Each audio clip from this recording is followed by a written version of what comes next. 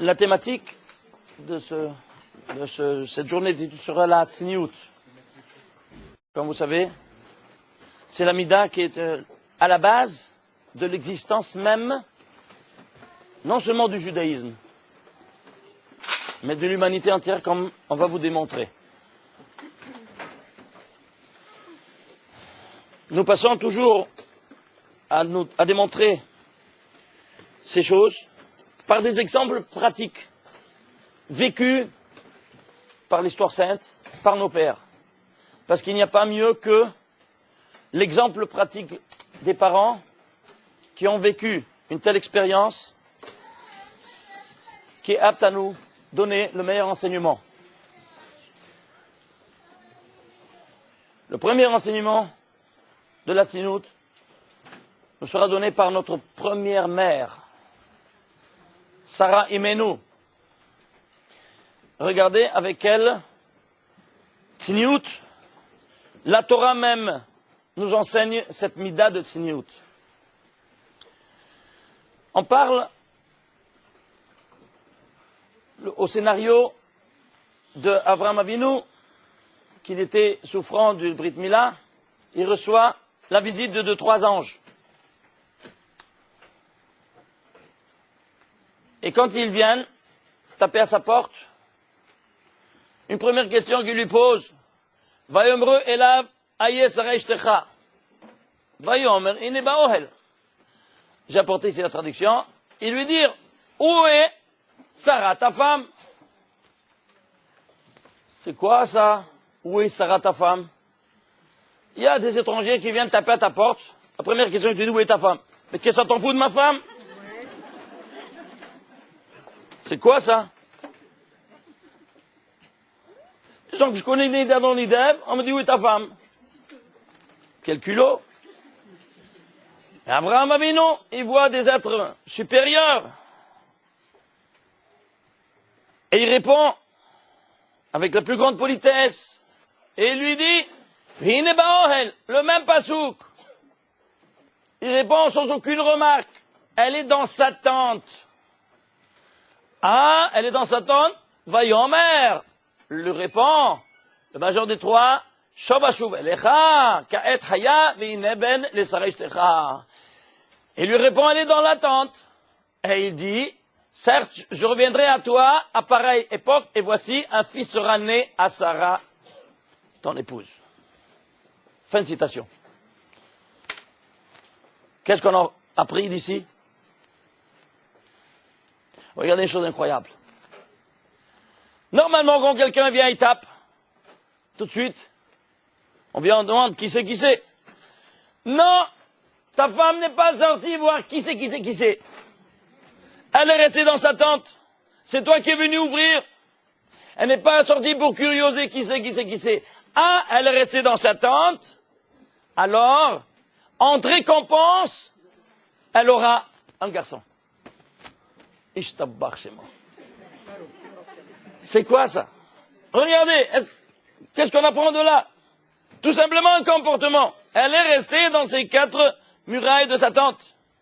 Elle n'est pas sortie curieuse voir qui c'est. Et alors, parce qu'elle est restée à l'intérieur de sa tente, maintenant je te fais savoir cette question. Ce sont des anges qui ont posé la question. Et quoi, ils ne savent pas où est-ce qu'elle est? Certes qu'elle savait où, ils savaient où est-ce qu'elle est. Alors pour ils ont questionné, afin de être sommaire la réponse, de faire suivre la réponse à la question. La question était où elle est, la réponse dans sa tente, parce qu'elle est dans sa tente, alors elle n'est pas sortie, alors tu recevras un garçon à l'âge de 90 ans. Vous entendez? Voilà, ça c'est la prime de la Tzniout. Donc, il en ressort que, grâce à l'application de la Tzniout, que Yitzhak Avinu a vu le monde. Et Yitzhak Avinu a engendré Yaakov Avinu. Et Yaakov Avinu a engendré Israël. Donc Israël doit son existence à quoi? À l'application de la Tzniout de Sarah. Sans cela, il n'y aura pas eu le Klal Israël. Donc toute l'existence du peuple d'Israël est due à quoi? À l'application de la tzniut. C'est ça ce qu'on veut nous apprendre dès l'aube de l'histoire sainte de l'histoire d'Israël. Très bien. On avance. Voyons un deuxième exemple d'application de cette mida. Ici, j'amène ici un Talmud dans Brachot, traité de Brachot, page 62b. On nous relate l'histoire de David et de Shaoul. Comme vous savez, Shaoul poursuivait David à mort. Il le recherchait parce que c'était son direct concurrent à la couronne royale. Il voulait le tuer. Alors, ces soldats qui le recherchaient partout, ils ont vu une grotte, ils ont dit peut-être il est là-dedans. Ils viennent pour entrer là-dedans pour le chercher. Ils voient une toile d'araignée. Alors il dit un dit à l'autre, ici il n'y a personne. Comment tu sais, il lui dit. Il lui dit, la toile d'araignée témoigne qu'il n'y a personne, parce que s'il y a une toile d'araignée, il aurait dû casser. Et donc, il n'y a personne. Lui, il était à l'intérieur. Il ne savait pas que la toile d'araignée est venue tout de suite à faire sa toile. Auparavant, il avait posé 2 questions à Akadosh Baruch Hu. Il a dit, je ne comprends pas certaines créations dans ton univers. Comme par exemple, l'araignée, à quoi ça sert? Et la folie, à quoi ça sert? Il dit, sur ta vie, tu en auras besoin un jour. Tu vas comprendre la raison de ces deux créations. Voilà donc que il est venu lui sauver la vie. La toile d'araignée. Alors il a compris. Tout de suite, la réponse, la première réponse à sa première question.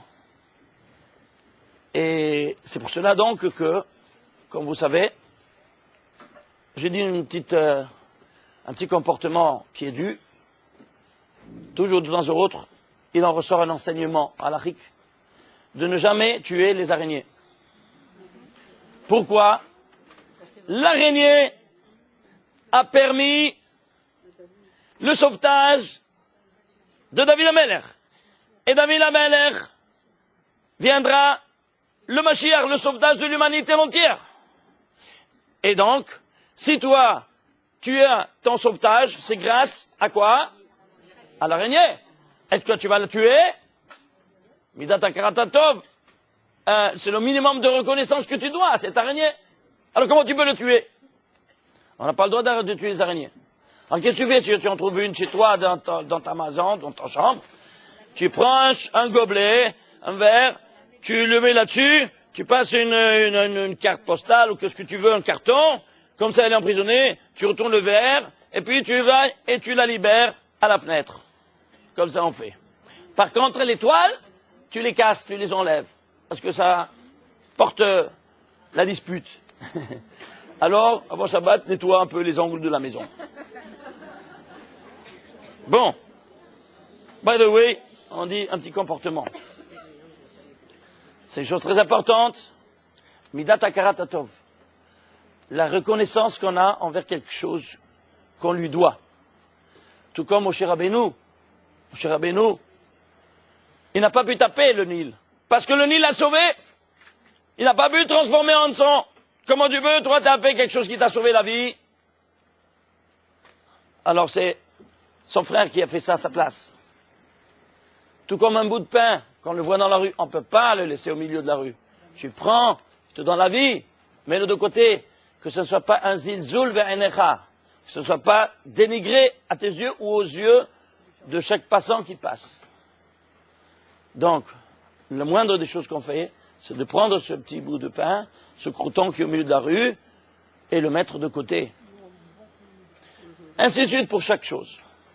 Parce que la midat hakarat tov, la mida de reconnaissance, elle est très difficile, malheureusement, à notre génération. Et tout commence par là. Alors, on a vu cette toile d'araignée, il entend, il a compris que pourquoi la toile d'araignée, elle existe au monde. Bon, maintenant, qu'est-ce qui se passe? Alors, il n'y a personne. Alors, excusez-moi, j'ai besoin d'aller quelque part. Permettez une absence. Dit Shaoul à ses soldats. Il Il dit là, il n'y a personne. Je rentre. Il rentre vers ses besoins. Et qu'est-ce qu'il fait? Eh bien, il est face à qui? À David. Lui, il ne savait pas qu'il y avait David. Il dit qu'il n'y a personne. Alors, on lui dit du ciel, regarde, on te met dans ta main. Lui, il a un din rodef. C'est quoi din rodef? Un din, c'est-à-dire le poursuiveur. Celui qui poursuit l'autre, la Torah te dit, celui qui vient te tuer, tu dois le tuer avant qu'il te tue. Parce que ta vie avant la sienne. Tu as un devoir sacro-saint de le tuer avant qu'il te tue. Alors, formidable. Alors, le feu. Alors, il est sous ta main. Vas-y. Le Créateur te l'a mis sous ta main. Comme ça, tu peux te libérer de lui. Alors, il prend l'épée, il s'avance. Il vient pour le tuer. Il dit, mais, lui, il est Mashiach. C'est ce que c'est Mashiach. Il est loin par l'huile d'onction de sanctuaire. Et chacun qui est loin, on ne peut pas le tuer, on ne peut pas le toucher. Loin de Kadosh Baruch Hu. Alors, quoi faire? Eh bien, il y a des essais. Essais. Qu'est-ce qu'il fait? Il s'avance et il coupe un angle de son manteau. Il coupe le long de son manteau et il a le cœur qui bat à 200 à l'heure. Il voit, c'était plus fort que lui, il recule. Il ne peut pas toucher le Mashiach. Alors c'est pour ça que le Talmud nous dit, il a eu dans sa vieillesse froid. Il n'y avait personne qui pouvait le réchauffer. Il a eu une vieillesse froide. Et pourquoi? Parce qu'il a touché, il a coupé, il a osé toucher le manteau du Mashiach et qu'il a coupé. C'est-à-dire que chaque chose se paie dans ce monde. Combien même il a le din rodef, combien même il a le permis de la Torah de le tuer, mais comment? Il est d'autre part, il est le Mashiach. Mashiach de Kadosh Baruch Hu. Saoul, David, alors David a sa vieillesse. Il avait froid. Non, avant il était Mashiach, Shaoul. Mashiach. Mashiach, c'est-à-dire oint par l'huile sacrée du sanctuaire. C'est pour ça que personne ne pouvait le tuer. Et pour ne pas tomber en captivité, il a mis son épée par terre et il est tombé de son cheval et il s'est tué, il s'est suicidé. Pour ne pas dénigrer un Mashiach par les mains des Philistins. Il s'est suicidé. Shaoul, quand il a vu qu'il avait perdu, ils allaient le capturer, et pour ne pas que le Mashiach de Kadosh Baruch Hu soit dénigré, il soit pris en captivité, alors il s'est suicidé. Il a mis l'épée par terre, et il est tombé sur son épée, et il est mort comme ça. Maintenant, qu'est-ce qui se passe? Shaoul, alors il vient pour le tuer, et qu'est-ce qu'il voit? Il n'y a personne dans la grotte. Il prend sa cape, et il la jette autour de soi comme une souka dans les ténèbres de la souka. Pourquoi? Il n'est pas seul. Avec qui il est? Avec Hachem. Aïe, aïe, aïe, aïe, aïe.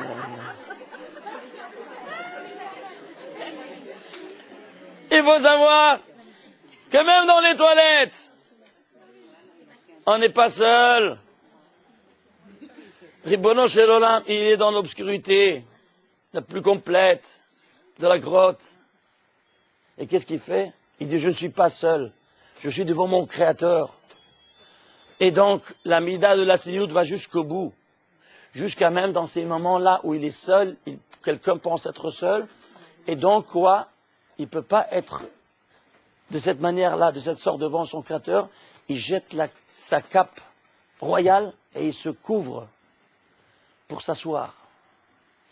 Il vient pour le tuer, il voit cette attitude angélique, il recule. Il dit, comment je peux tuer une personne qui a une mida si pure, si hautaine, si sublime? Et c'est ça qui l'a fait reculer. Il lui dit, tout de même, essaye.